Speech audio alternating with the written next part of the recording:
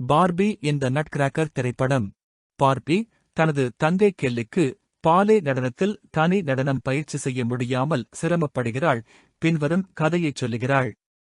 Clara தனது கடுமையான தாத்தா டிராசல்மேயருடன் மற்றும் தம்பி டாமியுடன் வாழ்கிறாள்.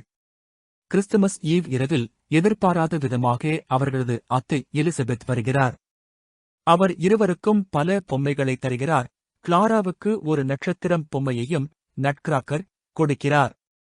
டாமி அதை கிளாராவிடமிருந்து பிடிக்க முயற்சி செய்ய நட்கிராக்கரின் கையை உடைத்து விடுகிறான். கிளாரா அதை சரிசெய்து வைக்கிறாள். பின்னர் கிறிஸ்துமஸ் மரத்தின் அருகில் தூங்கிவிடுகிறாள். நள்ளிரவில் மந்திரத்தூள் அறையைச் சூழ கிளாரா விழித்து எழுந்து தன் நட்கிராக்கர் உயிர் பெற்று தீய எலிக்கிங் தலைமையிலான எலிகள் படையோடு போராடுவது பார்க்கிறாள்.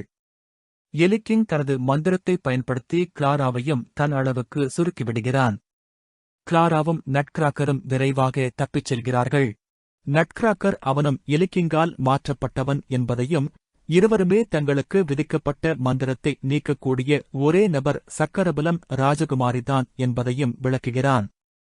பெரிய கடிகாரத்தின் மீது இருக்கும் ஆந்தை ராஜகுமாரியை எப்படி கண்டுபிடிப்பது என வழிகாட்டி கிளாராவுக்கு ஒரு லாக்கெட்டையும் தருகிறது. அதை திறந்தால் கிளாரா வீட்டிற்கு திரும்பிவிடுவாள். நட்கிராக்கரும் கிளாராவும் ஒரு எலி துளை வழியாக பனிக்குகைக்குச் சென்றடையும் மாய வழியில் நுழைகிறார்கள். பனிப்பரிகள் உதவியுடன் அங்கிருந்து வெளியேறி நட்கிராக்கரின் நாடான பார்தேனியாவுக்குச் செல்வார்கள். அவர்கள் இஞ்சிபிரெட் கிராமத்தை அடைகிறார்கள். அங்கு 2 குழந்தைகளை சந்திக்கிறார்கள். அவர்கள் சிங்காசனத்தின் உரிமையான வாரிசான இளவரசர் எரிக் மறைந்துவிட்டார் என்று சொல்கிறார்கள். எலிக்கிங் படையிடமிருந்து தப்பிக்க முற்படும் போது மேஜர் மிண்ட் மற்றும் கப்டன் கடை தலைமையிலான மறைந்திருக்கும் கிராமவாசிகள் அவர்களை காப்பாற்றுகிறார்கள். மிண்ட் இளவரசர் எரிக்கின் கவனக்குறைவு காரணமாக முந்தைய மன்னர் எலியை தற்காலிக ஆட்சியாளராக நியமித்தார். பின்னர் எரிக் பொறுப்புகளை ஏற்றுக்கொண்டபோது மீண்டும் ஆட்சிக்கு வருவார் என கூறுகிறார். கிளாராவுக்கு நட்கிராக்கரே காணாமல் போன இளவரசர் எரிக் என்பதை உணர்கிறாள். எலி நிரந்தரமாக மன்னராகவே இருக்க வேண்டுமென்று முடிவு செய்தபோது எரிக்கை நட்கிராக்கராக மாற்றிவிட்டான். எரிக் தன்னை மாற்றிக்கொண்டு செய்த தவறுகளை சரிசெய்வதற்கு ஆசைப்படுகிறான்.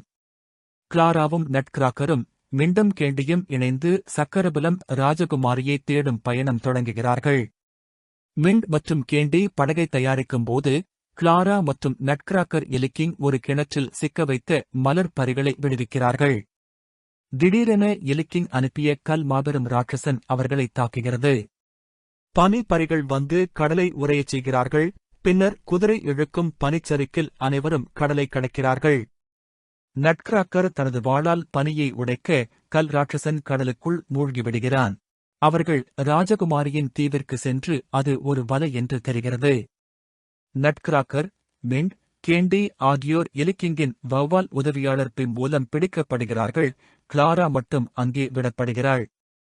மலர் பரிகள் கிளாராவை எலிக்கிங்கின் அரண்மனைக்கு கொண்டு செல்கிறார்கள். அங்கே அவர் தனது நண்பர்களை விடுவிக்கிறாள். நட்கிராக்கர் எலிக்கிங்குடன் போராட எலிக்கிங்கின் மந்திரமே அவனுக்கே எதிராகப் போய் அவனை உண்மையான எலியின் அளவுக்கு சுருங்கச் செய்கிறது. அவன் ஓடிவிடுகிறான். நட்கிராக்கர் மோசமாக காயமடைந்திருக்கிறான். கிளாரா அவனை முத்தமிட அவன் மீண்டும் தனது உண்மை உருவமான எலிக்காக மாறுகிறான். கிளாரா மந்திரத்தை உடைத்து அனைவரையும் காப்பாற்றியதால் அவளே உண்மையான சக்கரபலம் ராஜகுமாரி என தெரிய வருகிறாள். எரிக் மன்னராக மீட்டு இருவரும் காதலித்து அரண்மனையில் மகிழ்ச்சியுடன் நடனமாடுகிறார்கள். சுருங்கிய எலிக்கிங் மீண்டும் பிமின் முதுகில் வந்து கிளாராவின் லாக்கெட்டை பறித்து திறந்து விடுகிறான். ஆனால் பனிக்கட்டியால் தாக்கப்பட்டு விழுந்து விடுகிறான். லாக்கெட் திறந்தவுடன் அதன் மந்திரம் செயல்பட்டு கிளாரா விடை சொல்லும் முன்பே வீட்டிற்கு திரும்பி விடுகிறாள். கிளாரா விழித்தெழும்போது அவள் தூங்கிய இடத்திலேயே இருக்கிறாள். நட்கிராக்கர் காணாமல் போயிருக்கிறான். அவள் தாத்தாவிடம் ஓடி செல்வாள்.